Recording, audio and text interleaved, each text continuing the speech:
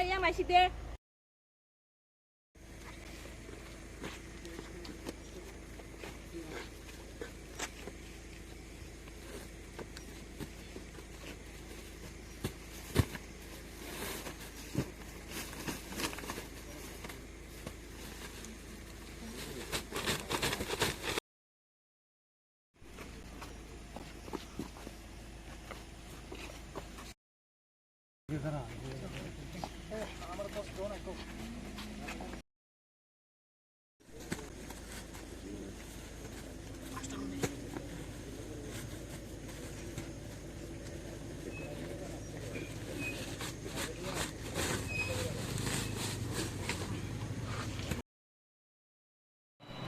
আমাদের কাছে একটি গোপন সংবাদের খবর আসে যে হেতালিয়া এলাকা থেকে একটি ইকো গাড়ি যার নাম্বার TR07H0668 এই গাড়িটি দিয়ে গাঁজা নিয়ে আসবে রাজনগর নিহারনগরের উদ্দেশ্যে।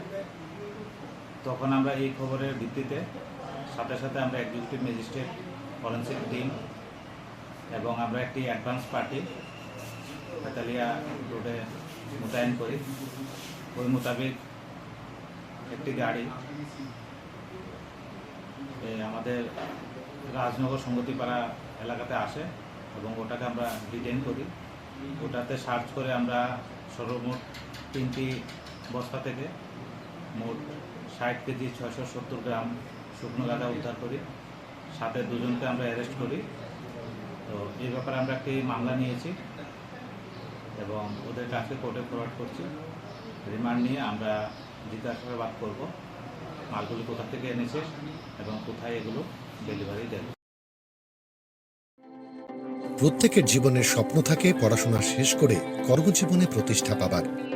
এই দিক দিয়ে আমি সফল শুধুমাত্র একটি কারণে, সেটা হলো আমার কলেজ টিপস, যেখান থেকে গ্র্যাজুয়েশন কমপ্লিট করে উচ্চতর শিক্ষা নিয়ে আজ আমি সফলভাবে প্রতিষ্ঠিত।